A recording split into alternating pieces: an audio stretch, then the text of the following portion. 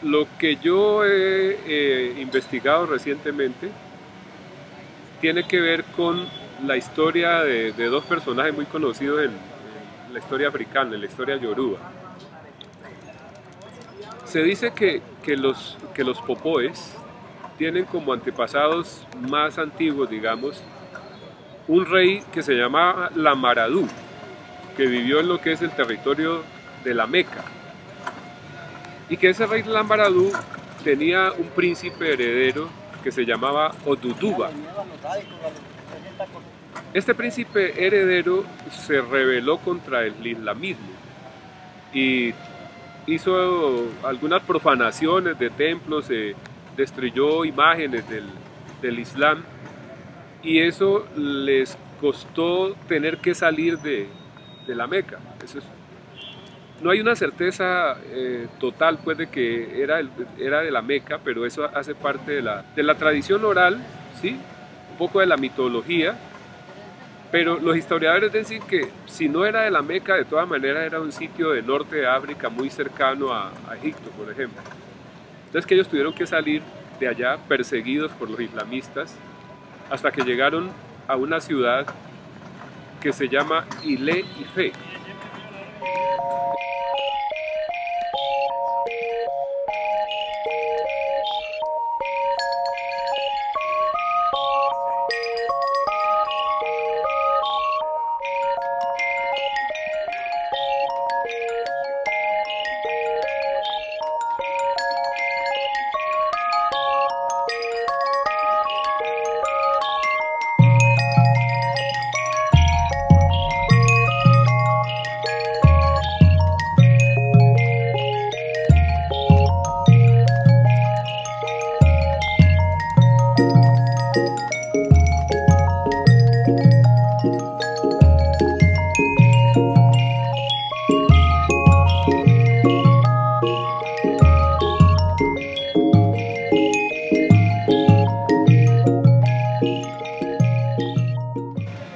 Uno de estos dioses africanos mandó a uno de sus hijos a que creara la tierra y llegó justamente a ese sitio de Ile-Ife.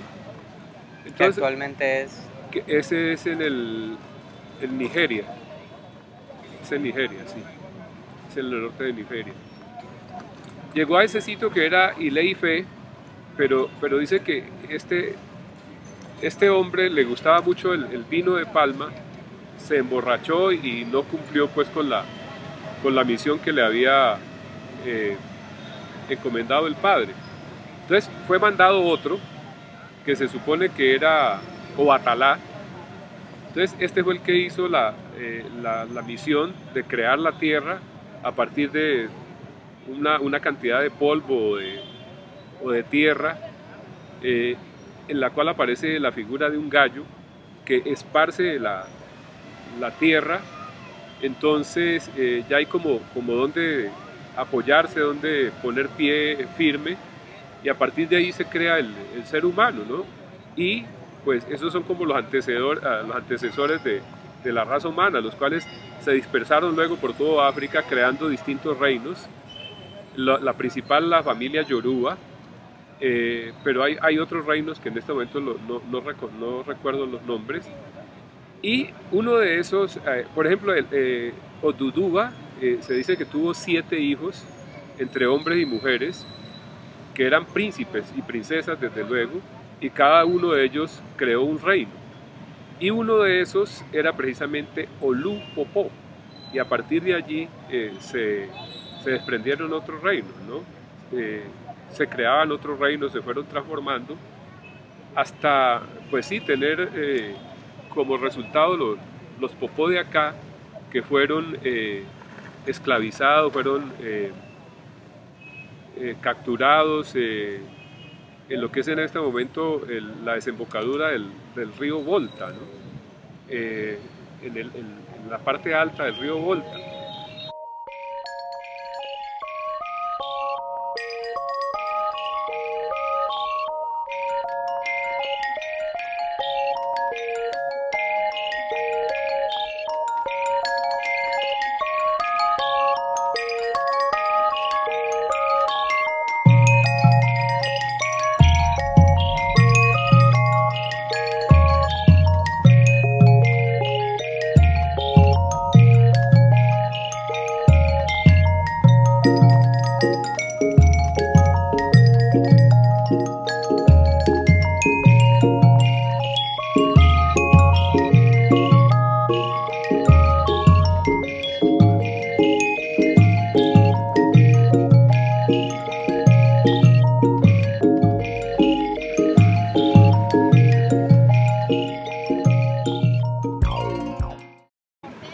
Por allá en los años 80 tuve la oportunidad de conocer un libro de historia de África en la cual se hacía referencia a un ejército femenino que al parecer, si no era parte directamente del reino Popó, así que era parte de uno de los reinos anteriores, ¿sí?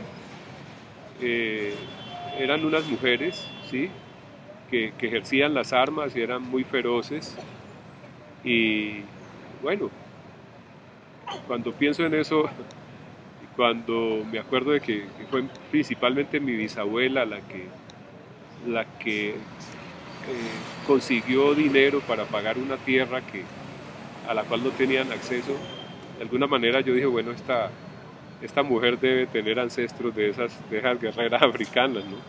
Así su batalla haya sido a otro nivel, no con armas directamente, pero sí pues a nivel de la economía, de poder adquirir algo, comenzando por su propia libertad, ¿no? La posesión de la tierra, la posibilidad de vivir de forma independiente sin necesidad de trabajarle a nadie, como es lo que se dice que sucedía con esta gente por allá a comienzos del siglo pasado, que ellos con el trabajo del oro podían acumular algún tipo de dinero para estar varios meses sin tener que trabajar, y cuando los recursos se agotaban volvían a la mina, ¿sí?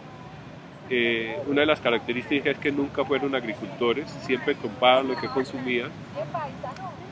En cierta medida eso explica que el paisaje natural de Jamundí, ese sector del Comunero, se haya conservado hasta la fecha.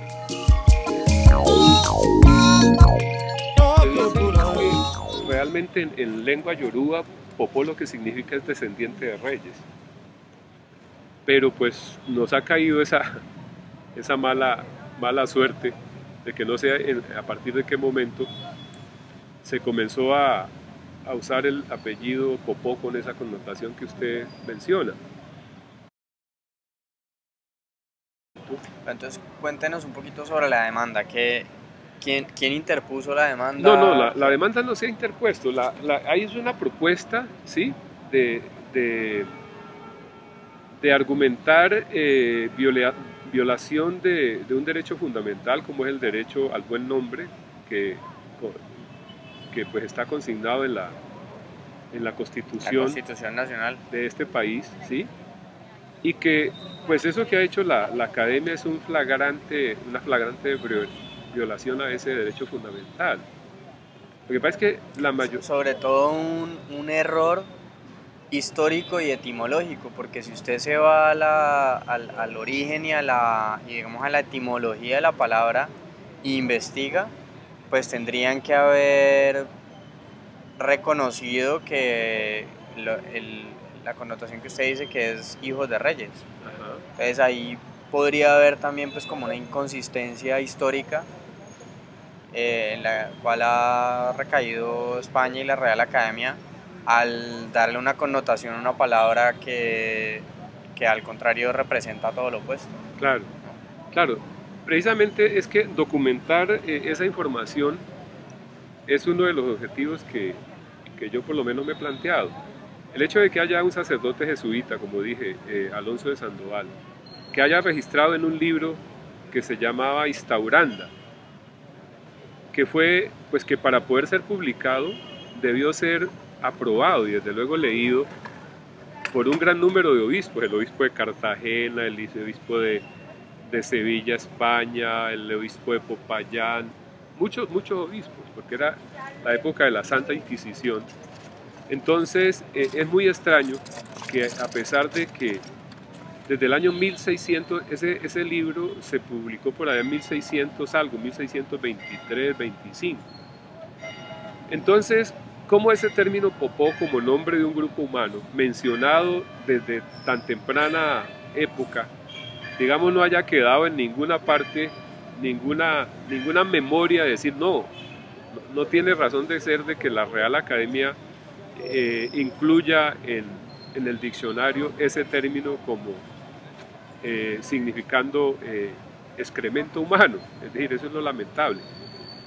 Como por ejemplo personajes como Juan Gosaín, que en algún momento dado alguna relación tuvo con la Academia de la Lengua Española y que presume pues de sapiencia, de ¿cómo se llama?, de saber mucho, no se haya dado cuenta de que se estaba cometiendo un error con eso que estaba haciendo, porque en ese momento creo que Juan Gosaín era uno de los académicos de la lengua cuando ese esperpento se consignó en los diccionarios de América Latina y el Caribe. Yo me dirigí a él por internet y poniéndole de manifiesto la situación y nunca contestaron, ¿no? A la Real Academia, cuando se hizo el congreso aquí en Bogotá, también nos dirigimos a ellos, les preguntamos quiénes eran los responsables de ellos, dijeron no, los responsables de eso son los académicos de cada zona. Entonces, en este momento, si estamos hablando de una demanda, estamos hablando de la demanda de la Academia Colombiana de la Lengua y específicamente de los académicos responsables de incluir nuevos términos en el diccionario. Familia. Yo necesariamente tendría que comenzar con lo que hay de historia y de mitología, pues con eso que le dije al comienzo, con el rey Lamaradú, con su hijo Oduduba, todo el recorrido. Ah, bueno, porque es que la otra cosa que no he dicho es que se supone que esa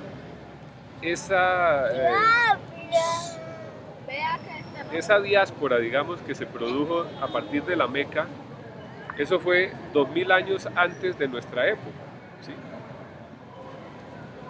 Entonces, pues yo comenzaría hablando de eso, comenzaría planteando los distintos versiones de la mitología que hay, porque en la historia yoruba, porque no es solo una, hay distintas versiones, ¿cierto? Y hablar pues de todo ese recorrido, de cómo fueron capturados, cómo fueron secuestrados en África, cómo antes de montarlos, de subirlos a los barcos, los mantenían 2 y 3 meses cautivos en sitios oscuros para que se fueran, digamos, como acostumbrando a esa situación que iban a vivir en los barcos. Travesías que duraban 2, 3 y hasta 4 meses en condiciones pues excesivamente precarias. Resaltaría el hecho ese del amotinamiento en el buque ese que naufragó, ¿sí? Donde posiblemente habían algunos guerreros de la caballería de que hablamos, posiblemente habían algunas mujeres de esos ejércitos femeninos, de las amazonas pues, de Dahomey. Las amazonas de Dahomey se llamaban. Había que ponerle toda esa parte mitológica, toda esa parte heroica, no solamente la parte del sufrimiento, pues, ¿no? Claro, claro, porque sí, porque el tema no es destapar heridas, sino reconocer aportes culturales y pues que generen una cultura distinta y un país distinto para el posconflicto. Claro.